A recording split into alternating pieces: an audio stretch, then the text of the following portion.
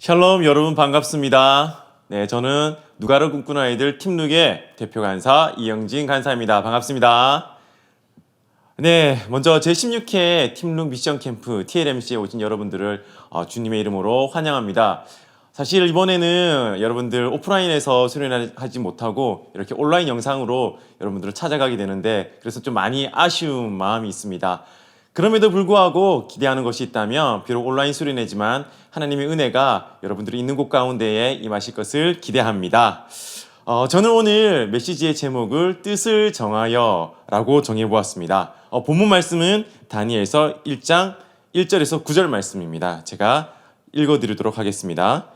유다왕 여호야김이 다스린 지 3년이 되는 해에 바벨론 왕 느부갓네살이 예루살렘에 이르러 성을 에워쌌더니 주께서 유다왕 여호야김과 하나님의 전 그릇 얼마를 그의 손에 넘기심에 그가 그것을 가지고 신할 땅 자기 신들의 신전에 가져다가 그 신들의 보물창고에 두었더라.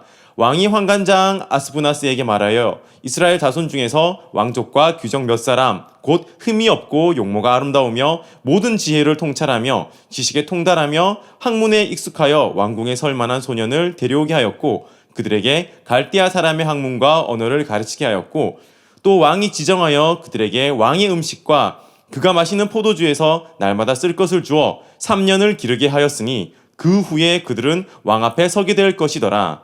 그들 가운데는 유다 자손 곧 다니엘과 하나냐와 미사엘과 아사랴가 있었더니 환관장이 그들의 이름을 고쳐 다니엘은 벨드사살이라 하고 하나냐는 사드락이라 하고 미사엘은 메삭이라 하고 아사랴는 아벤누고라 하였더라.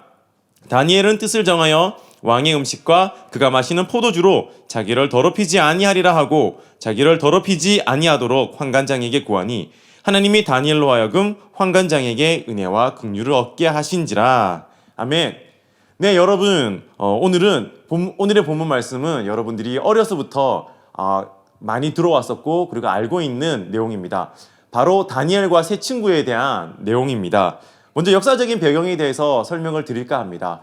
BC 605년에서 586년까지 약 20년에 걸쳐서 바벨론이라는 나라가 유다를 침략하게 됩니다. 그 당시에 바벨론은 강대국이었습니다. 여러분 역사 시간에 배웠던 바벨로니아가 바로 바벨론입니다. 이 바벨론의 침략을 받은 유다는 결국 멸망하게 됩니다.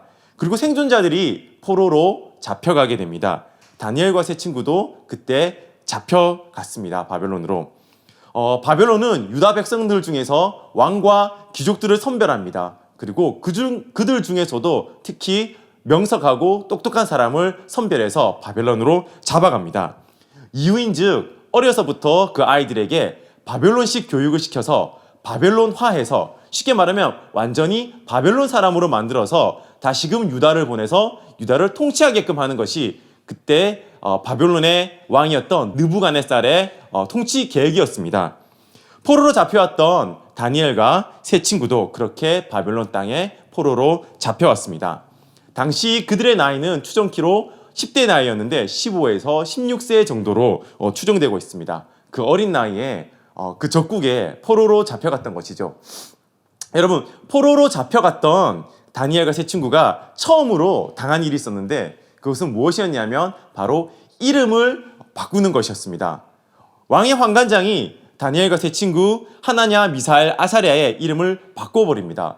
바벨론식으로 바꿔버리는데 다니엘은 벨드사살, 하나냐는 사드락, 미사엘은 메삭, 그리고 아사랴는 아벤느고라고 바꿔버립니다.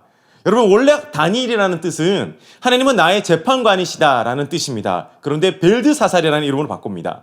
벨드사살은 바벨론의 신인 벨이 우리를 도와주고 우리의 보호자가 되신다는 뜻입니다. 하나님은 은혜로우신 분이시다라는 뜻입니다. 그런데 사드락이라는 이름으로 바벨론 신의 명령이라는 이름으로 바꾸어버립니다. 미사일은 하나님 같은 분은 없다. 하나님은 위대하시다는 뜻입니다. 그런데 메삭이라는 바벨론의 달의 신과 같은 자가 누구냐 하는 이름으로 바꿔버립니다. 아사랴는 하나님은 나의 도움이시다라는 뜻입니다. 그런데 아벤느고라고 바꿔버립니다. 느고는 바벨론의 신인데 너는 이제 느고의 종이다 라는 뜻이 아벤느고입니다. 여러분 바벨론의 사람들은 다니엘과 세 친구의 이름을 이렇게 바꿔버립니다. 이름이라는 것은 정말 중요합니다. 그 뜻이 있습니다. 그리고 보통 부모님이나 보통 조부모님이 아이들의 이름을 지어주는데 그 뜻대로 커나가기를 바라는 그런 간절한 마음으로, 또한 장차 성인이 되어서도 그렇게 이름대로 살아가기를 원하는 그런 마음으로 아이의 이름을 지어줍니다. 그렇게 중요한 이름인데 다니엘과 세 친구는 바벨론에서 이름이 바뀌게 됩니다. 마치 우리나라가 36년간의 일제 침략기를 거칠 때 일본식 이름으로 창씨 계명을 강제적으로 강요당한 것처럼, 그렇게 유다포로였던 다니엘과 세 친구들은 이름을 강제 계명당했습니다.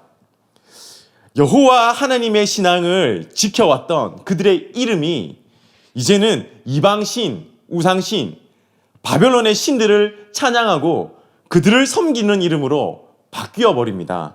여러분, 얼마나 치욕스럽습니까? 그리고 그곳에서 그들은 바벨론의 사람으로 살 것을 강요당합니다. 여러분, 잡혀갔던 바벨론이라는 나라는 이방 땅입니다. 이방 나라입니다. 이름도 바벨론식으로 바꿔버립니다.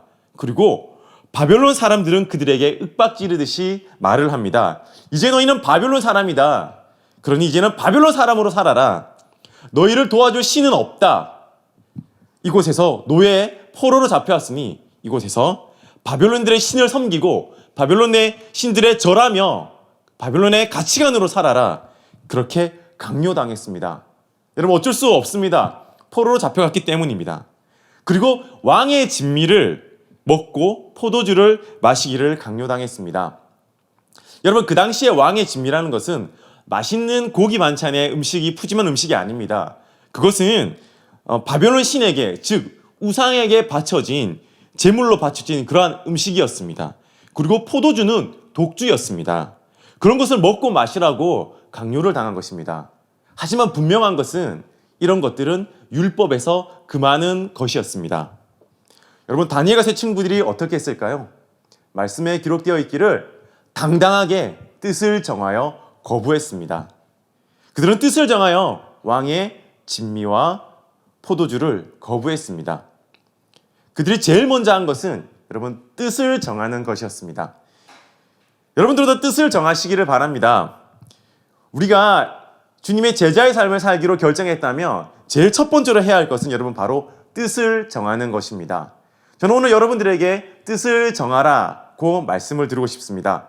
세 가지에 대해서 뜻을 정하라라고 말씀을 드리고 싶은데, 첫 번째는 여러분, 세상의 가치관이 아닌 하나님의 가치관으로 살라고 여러분들에게 말씀드리고 싶습니다. 그렇게 뜻을 정하십시오. 우리는 세상과 반대되는 정신으로 살아야 합니다. 세상은 우리에게 왕의 진미와 그리고 왕의 포도주를 마시라고 강요합니다. 하지만 우리는 그것을 거부해야 됩니다. 세상에 휩쓸리는 것이 아니라 우리는 당당하게 세상과 반대되는 정신으로 뜻을 정해서 믿음을 지켜야 합니다. 두 번째로 여러분들이 속한 영역에서 뜻을 정하시기를 바랍니다. 여러분들 속한 영역에서 하나님의 사람으로 살 것이라고 뜻을 정하시기를 바랍니다. 말씀에 기록되어 있기를 여러분, 하나님의 부르심에는 후회함이 없다고 말씀에 기록되어 있습니다. 여러분들이 속한 곳은 여러분들이 원해서 간 곳이 아닙니다. 하나님께서 여러분들을 그곳에 보내셨습니다. 여러분들이 속한 가정, 그리고 학교, 교회, 여러분들이 지금 다니고 있는 전공, 대학, 그리고 직장과 그리고 병원은 하나님께서 여러분들을 그곳에 보내셨기 때문입니다.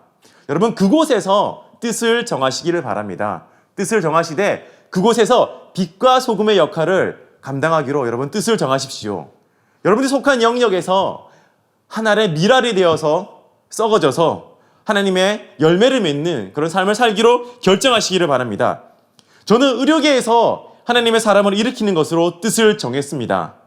그리고 그 길을 19년째 가고 있습니다. 여러분들은 무슨 뜻을 정하시겠습니까? 세 번째는 여러분들 고난을 이겨낼 것이라고 뜻을 정하시기를 바랍니다.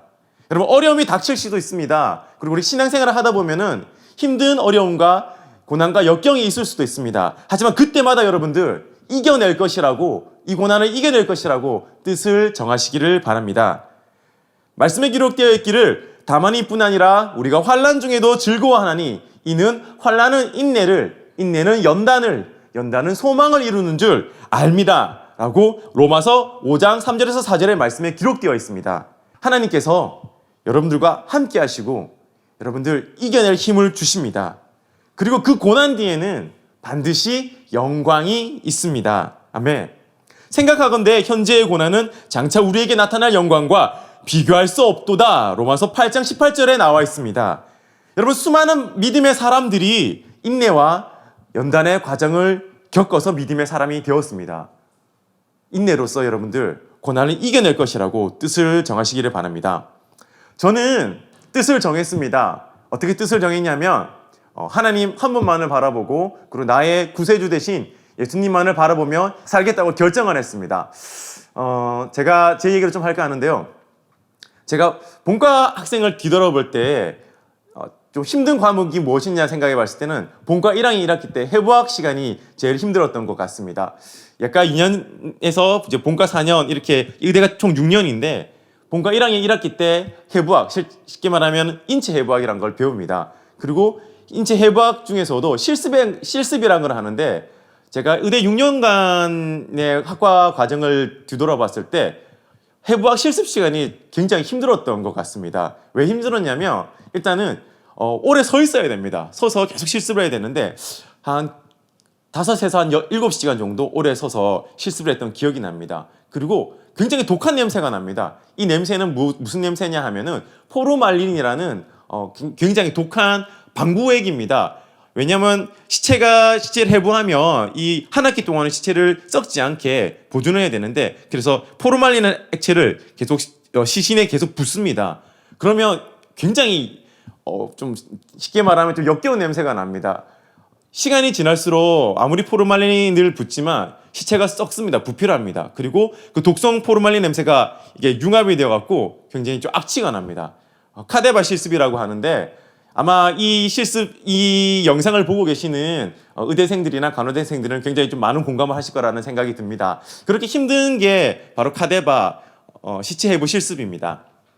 그런데 여러분들이 생각하는 것보다 사실은 이 시체 해부 실습은요 훨씬 더 적나라하게 파헤쳐집니다. 그냥 생물 시간에 생물 개구리 해부하거나 아니면은 생물 해부하는 것보다도 훨씬 더 적나라하게 해부를 하게 되는데 이제 모든 신체 장기를 다 적출하고 그리고 살을 다 발라내고 그리고 때에 따라서는 톱이나 이런 걸 가지고 이제 관절면을 절단하기도 합니다. 그리고 모든 혈관과 신경과 모든 걸 다 발라냅니다. 그래서 나중에 보면은 이게 어떻게 보면은 사람의 형상이라고는 찾아볼 수 없는 그러한 지경에까지 이르게 됩니다. 그 해부 실습을 시작할 때 제가 굉장히 아끼는 후배한테 문자를 보냈습니다. 본과 1학년 때 이제 예과 2학년인 친구 이제 후배한테 문자를 보냈는데 그 동생 이름이 현근이었습니다. 현근아, 오늘 형이 이제 시체 해부 실습을 했어. 떨리는데 앞으로 좀 기도해주고 앞으로 좋은 의사 될 수 있게 기도해줘. 이렇게 문자를 보냈습니다. 그러니까 답장이 왔습니다. 현근이한테서 뭐라고 왔냐면 형 축하해요. 드디어 사람을 고쳐 낚는 의사의 길로 접어드셨군요. 형 기도할게요. 제가 그 문자를 받고 너무 은혜가 되고 감동이 되었습니다. 제가 깨닫지 못한 걸 깨달았습니다. 사람을 고쳐 낚는 의사. 그냥 낚는 것이 아니라 그래 나는 사람을 고쳐 낚는 의사이지. 그리고 그 의사의 길을 가기로 결정했지. 그래서 제가 그 문자를 보고 굉장히 눈물이 나더라고요. 그렇게 해서 제가 실습을 열심히 했습니다. 실습이 막바지로 접어가는 어느 날에 제가 해부 실습 시간에서 실습실에서 이렇게 봤어요. 보니까 12개의 시신이었는데 그 어느 것 하나 사람의 형상이라고는 찾아볼 수 없는 그러한 이제 모양의 실이더라고요. 좀 약간 어떤 마음이 들었냐면 이 고인들은 정말 이런 모습을 알았을까? 아무리 본인이 사후에 이렇게 시신을 기증했지만 본인의 이렇게 남은 시신이 이렇게 파헤쳐질 걸 알았을까 하는 그런 생각이 들었고 또 한편으로 너무 감사하더라고요. 너무 또 고귀하고 본인의 시신을 이렇게 기증함으로써 어떻게 보면은 이 의학 발전을 위해서 그리고 수준 높은 의료인들 양성을 위해서 헌신한 것이잖아요. 너무 존귀하고 고귀하게 그런 생각이 들었습니다. 그런데 갑자기 떠오르는 생각이 있었습니다. 한 분이 떠올랐어요. 마치 그 싸늘한 시신 해부대 위에 형상을 알아보기 힘든 그러한 시신처럼 참혹하게 맞으시고 피 흘리시고 찢기시고 죽어가신 그 한 분이 떠올랐습니다. 바로 예수 그리스도였습니다. 여러분들, 의사가 단지 이 땅에서 사람의 생명을 조금 더 연장시킬 수 있다면 그분은 죽음으로써, 하나님이신 그분이 이 땅에 사람으로 오셔서 죽음으로써 우리에게 구원과 영생을 주신 분입니다. 바로 예수 그리스도, 그분이 떠올랐습니다. 해부 실습실에서 눈물이 핑 돌더라고요. 아, 이게 바로 예수 그리스도의 형상이구나. 예수 그리스도의 십자가의 고통의 형상이구나. 그런 마음이 들었습니다. 하나님이 제 실습 시간에 저에게 은혜를 주셨습니다.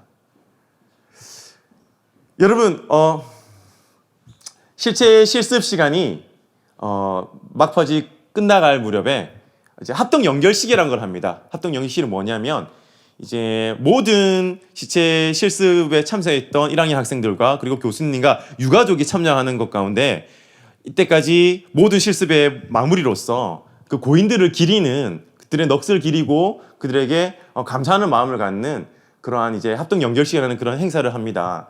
그때 그 유가족들이 와서 많이 울더라고요. 많이 울고 우리는 이제 묵념을 하면서 그 고인들의 뜻을 기리는 그런 행사를 합니다. 그때 저는 다짐했습니다. 정말로 본인의 그 한국 죽은 이후의 시신을 기증해서 이렇게 의학 발전을 위해서 애쓰셨던 그분들의 넋을 우리가 정말로 기억하면서 잊지 않고 내가 정말로 좋은 의사가 되어야겠다, 그런 다짐을 안 했었고, 그리고 내가 우리를 위해서 이 땅에 오시고 피 흘려 죽기까지 우리를 사랑하신, 영생을 주신 예수 그리스도 그 한 분만을 위해서 내가 살겠다고 결정을 하고 뜻을 정했습니다. 여러분들 뜻을 정하시기를 바랍니다. 여러분들이 속한 영역에서 하나님의 가치관으로, 세상의 가치관이 아닌, 바벨론의 가치관이 아닌 하나님의 가치관으로 살 것이라고 여러분들 뜻을 정하시기를 바랍니다. 그리고 어려움이 있을 때마다 고난과 역경을 이겨낼 것이라고 뜻을 정하시기를 바랍니다. 제 이야기를 좀 하나 할까 합니다. 좀 재밌는 이야기이긴 한데, 제가 초등학교 3학년 때의 이야기입니다. 여러분들, 대한민국 남자라면은 누구나 다 하는 운동이 있습니다. 여러분, 뭘까요? 바로 태권도입니다. 대한민국 남자라면 다 태권도를 어릴 때부터 하죠. 저도 어릴 때 태권도를 배웠습니다. 태권도를 배웠는데 처음부터 태권도를 배웠던 건 아니고 이제 넉넉하지 못한 형편에 제가 태권도를 배우게 해달라고 태권도 체육관에 보내달라고 이제 1년간 어머니 아버지를 졸랐어요. 엄마 아빠한테 계속 졸으면서 나 태권도 하고 싶어요 졸라서 1년을 졸라서 제가 초등학교 3학년 때 드디어 이제 태권도 도장에 입관하게 되었습니다. 태권도 도장에 입관해서 흰 도복을 입고 흰 띠를 맬 때의 그 감동은 지금도 이제 잊을 수가 없습니다. 제가 어릴 때를 기억해보면 사실 저는 좀 제 자랑 같지만은 기억력이 조금 좋은 편입니다. 네. 그래서 많이 기억을 하고 있습니다. 어릴 때 기억들을. 그때의 기억을 되새겨보면 굉장히 행복했던 기억이 납니다. 태권도를 배우면서. 태권도를 배울 때 또 기억에 남는 게 뭐냐면 한 달에 한 번씩 승급심사라는 걸 합니다. 승급심사에서 합격이 되면 흰띠에서 노란띠, 노란띠에서 초록띠, 초록띠에서 파란띠 이렇게 차곡차곡 이제 띠가 바뀌는데 그것도 굉장히 재밌고 또 행복했습니다. 그 당시 제 눈에는 검은 띠를 맨 형들은 굉장히 너무 대단해 보이는 그런 선망의 대상이었습니다. 1년에 한 번 굉장히 특별한 행사를 했습니다. 그 행사가 뭐냐면 합동 승급 심사라는 것이었는데, 합동 승급 심사 때는 평소랑 다르게 조금 행사를 크게 합니다. 옆에 있는 이제 체육관들과 같이 연합으로 해서 하고, 그리고 제일 중요한 게 뭐냐면 최우수 선수상을 뽑습니다. 이 최우수 선생이 뭐냐면 가장 잘한 한 명의 관원에게 주는 상이었습니다. 상장과 트로피를 주는데, 와, 그 트로피가 번쩍번쩍 빛이 나는데 이제 모형이었어요. 옆으로 이제 태권도를 이렇게 발차기를 쫙 하고 있는, 옆차기를 하고 있는 그 모형의 금빛 트로피였는데 그게 너무나 갖고 싶었습니다. 그래서 제가 목표를, 나는 이제 저 트로피를 따는 게 나의 목표다라고 이렇게 뜻을 정했던 기억이 납니다. 그래서 제 기억으로는 9월 셋째 주 토요일이었던 걸로 기억이 납니다. 그래서 그 날짜가 정해졌어요. 날짜가 정해지고 난 이후에 저는 굉장히 열심히 노력하면서 기도를 했어요. 하나님, 이제 저 트로피 내 건데 따게 해주세요 하면서 열심히 노력도 하고 기도를 했습니다. 그 체육관 가는 길에 저희 교회가 있었거든요. 그 교회에 들러서 기도하고 체육관 갔던 그런 기억이 납니다. 예, 어릴 때부터 굉장히 신앙심이 제가 탁월했죠. 예, 아무튼 그렇습니다. 여러분 그렇게 제가 열심히 노력하면서 운동을 했고 기도를 했는데 정말 안타까운 일이 벌어졌습니다. 이 무엇이냐면 이게 승급 심사를 이제 3주 앞두고 제가 초등학교 운동장에서 이제 달리기를 하다가 넘어졌는데 손가락이 탁 깔렸어요. 근데 일어나 보니까 이 왼쪽 중지 손가락이 90도로 이렇게 꺾여 있는 겁니다. 그리고 갑자기 이게 움직이지 않아요. 그리고 갑자기 말할 수 없는 고통이 막 저한테 밀려오는데 쉽게 말하면 골절을 입은 거죠.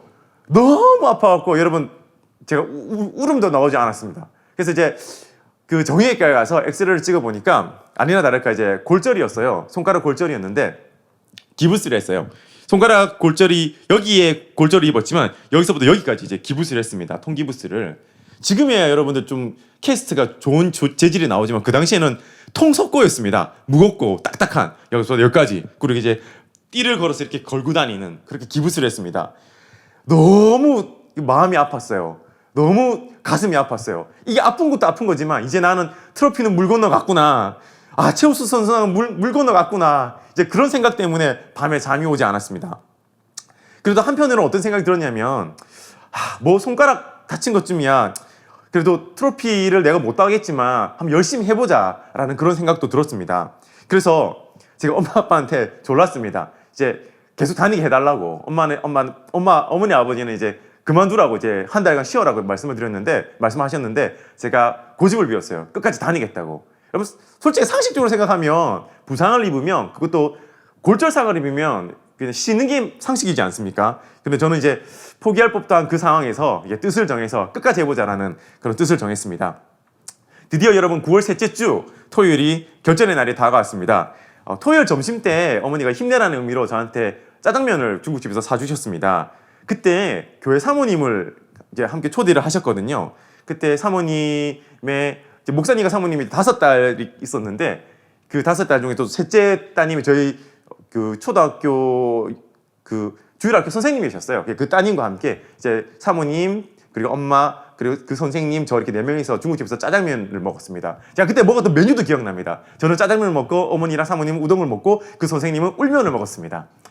아무튼 그렇게 먹으면서 사모님이 기도를 해주셨어요. 어떻게 기도를 해주셨냐면 하나님이 영진이 트로피를 따게 해달라고 그렇게 기도를 해주셨습니다. 저는 그때 그 기도가 아직도 생생하게 기억이 납니다. 그 사모님의 말씀이 영진아 사모님이 영진이가 트로피 따게 기도했다. 오늘 힘내 화이팅 이렇게 하셨던 그 말씀이 아직도 기억이 납니다.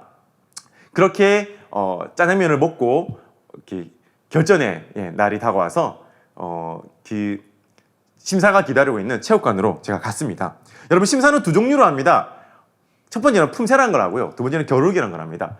첫 번째 품새라 했는데 제 기억으로는 제가 태국 5장을 했던 것 같습니다. 이렇게 때려서 이렇게 하는 이제 이런 동작을 하는데 태국 5장을 무사히 했습니다. 그리고 이제 겨루기를 할 시간입니다. 여러분들 제가 이제 기부스를 한 팔이 이 팔입니다. 그래서 일단 팔걸이는 빼고 이제 심판이 준비 야! 합니다. 그러면 제가 이렇게 해서 시작을 하는데 여기서 이제 놀라운 일이 벌어집니다. 상대방이 발차기를 합니다. 제가 어떻게 했습니까? 앞손으로 막았습니다. 빡! 그리고 다시 상대방이 발차기를 합니다. 제가 다시 앞손으로 막았습니다. 빡! 상대방의 얼굴이 이그러지기 시작합니다. 그와 동시에 저는 입꼬리가 슬슬 올라가기 시작합니다. 여러분들 저는 그때 어떤 느낌이 들었냐면 와, 이 기부스만 있으면 내가 정말로 전국대회에서 전국 태권도 대회에서 금메달까지 딸 수 있겠구나 라는 그런 생각을 했습니다. 여러분 졸지에 골절 환자에서 천하무적 태권보이가 제가 되었습니다. 여러분 그날 최우수 선상은 바로 제가 땄습니다. 할렐루야. 감사합니다. 네. 여러분들 혹시 제가 지어낸 이야기라고 생각하실까봐 제가 자료 화면을 증거로 준비했습니다. 네, 제가 먼저 깁스한 사진입니다. 제가 이때 아주 개구쟁이였습니다. 또한 최우수 선수상 제가 받은 상입니다. 여러분 물론 제가 열심히 한 것도 있겠지만 제가 노력하는 모습이 가상해서 아마 관장님이 주셨던 그런 상이라고도 생각할 수 있습니다. 하지만 여러분은 제가 최우수 선수상을 받기로 뜻을 정하지 않았다면 그냥 포기하고 한 달 쉬었다면 여러분 저는 저 상을 받을 수 없었을 것입니다. 그리고 여러분 분명한 것은 제가 잘나서 받은 상이라고 저는 생각하지 않습니다. 그리고 분명 우리 하나님께서 저에게 이 상을 주셨다고 저는 그때도 믿고 지금도 믿고 있습니다. 왜냐하면 내가 뜻을 정하고 기도해서 받은 상이기 때문입니다. 여러분 그렇습니다. 우리 하나님은 우리의 연약함까지도 들어서 사용하시는 분입니다. 우리 하나님은 가난한 자를 들어서 부한 자를 부끄럽게 하시며 어리석은 자를 들어서 지혜로운 자를 부끄럽게 하시며 약한 자를 들어서 강한 자를 부끄럽게 하시는 그런 분이십니다. 그 하나님께서 저와 여러분들에게 꿈을 주시고 그리고 여러분들과 저를 사용하십니다. 이제 결론 짓겠습니다. 여러분 바벨론의 사람들은 종으로 잡혀왔던 유다 포로들에게 말했습니다. 너희 하나님은 어디 있느냐?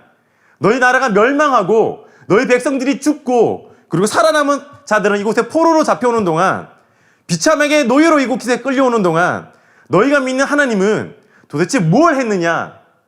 너희의 신은 어디 있느냐? 이렇게 조롱하며 그들을 멸시했습니다. 하지만 그 암울한 상황에서 다니엘과 세 친구들은 뜻을 정하였습니다. 뜻을 정하여 세상과 흐름과 정면으로 맞서는 믿음의 결단을 하게 됩니다. 여러분 세상에 순응하는 것이 믿음이 아닙니다. 어려움 가운데서도 역경과 고난 가운데서도 뜻을 정하는 것이 믿음입니다. 동일하게 지금 세상 사람들은 우리에게 말합니다. 너희 하나님은 어디 있느냐? 너희 하나님이 살아계신다면 왜 지금의 이 코로나 사태 가운데 침묵하고 계시느냐? 전 세계 모든 나라, 모든 백성, 모든 민족들이 고통받고 죽어가는 이때에 또한 경제는 곤두박질치고 병에 걸려 죽거나 굶어 죽거나 둘 중 하나는 이 최악의 상황 가운데 있는데 너희의 믿는 신, 그 하나님은 도대체 어디에 있느냐라고 우리를 조롱합니다. 여러분 바로 이때에 우리는 뜻을 정해야 합니다. 뜻을 정해서 믿음을 지켜야 합니다. 여러분들이 묻겠습니다. 누가 우리에게 꿈과 비전을 주십니까? 네, 맞습니다. 하나님께서 우리에게 꿈과 비전을 주십니다. 우리가 가진 꿈과 비전은 바로 하나님으로부터 오는 꿈과 비전입니다. 우리 누가를 꿈꾸는 아이들 팀룩이 가진 꿈은 열방을 치유하는 거룩한 꿈입니다. 그 꿈은 하나님으로부터 왔습니다. 그리고 제가 가진 꿈은 의료계에서 하나님의 사람을 일으키는 꿈입니다. 그 꿈 또한 하나님으로부터 왔습니다. 그렇다면 묻겠습니다, 여러분들. 꿈과 비전을 하나님으로부터 받았다면 그러면 그 꿈과 비전을 이루기 위해서 뜻을 정하고 결단하고 노력해야 되는 것은 누구의 몫입니까? 뜻을 정하는 것은 누구의 몫입니까? 바로 저와 여러분들의 몫입니다. 우리는 뜻을 정해야 합니다. 타락한 세대에 뜻을 정해서 하나님을 기쁘시게 하는 삶을 살기로 결정해야 됩니다. 뜻을 정하십시오. 여러분 뜻을 정하십시오. 세상의 가치관이 아닌 하나님의 가치관으로 살리라고 뜻을 정하십시오. 여러분 뜻을 정하십시오. 여러분들이 속한 영역에서 빛과 소금의 역할을 감당하는 하나님의 사람으로 살 것이라고 뜻을 정하십시오. 그리고 뜻을 정하십시오. 고난과 역경과 환난을 이겨낼 것이라고 뜻을 정하십시오. 하나님께서 함께 하십니다. 거창한 것이 아니라도 좋습니다. 여러분들 작은 것부터 실천하시길 바랍니다. 이번 TLMC 기간 가운데 여러분들 끝까지 오늘 첫 번째 날인데 마지막 날까지 여러분들 참여할 것이라고 뜻을 정하시길 바랍니다. 그리고 한번 영상을 보면 시청을 하면 끝날 때까지, 예배가 끝날 때까지, 메시지가 끝날 때까지, 그리고 기도를 끝날 때까지 절대로 스탑 버튼이나 나가기 버튼을 누르지 않을 것이라고 여러분 결정하시길 바랍니다. 다니엘과 세 친구는 뜻을 정하여 목숨 걸고 믿음을 지켰습니다. 바벨론의 가치관이 아니라 하나님의 가치관으로 살 것이라고 뜻을 정했습니다. 여러분들 뜻을 정하여 이 타락한 세대에 바알에 무릎 꿇지 않고 바벨론의 가치관에 휩쓸려 가지 않는 저와 여러분들이 되시기를 바랍니다. 아멘. 다 함께 기도하겠습니다. 하나님, 우리가 뜻을 정합니다. 타락한 세대의 뜻을 정합니다. 바벨론의 가치관이 아니라 하나님의 가치관으로 살 것이라고 뜻을 정합니다. 뜻을 정하여 당당하게 왕의 진미와 포도주를 거부합니다. 거룩하게 살 것이라고 결정합니다. 하나님 도와주시옵소서. 우리가 속한 영역에서 빛과 소금의 역할을 감당하는 사람으로 살 것이라고 결정합니다. 또한 고난과 역경을 이겨낼 것이라고 하나님 결정하오니 오셔서 우리를 도와주시옵소서. 우리가 연약하오니 성령 하나님 오셔서 우리를 도와주시옵소서. 지금도 우리 옆에서 말할 수 없는 탄식함으로 우리를 위해 친히 간구하시는 성령 하나님 오셔서 도와주시옵소서. 감사드립니다. 이 모든 말씀 예수님의 이름으로 기도드립니다. 아멘.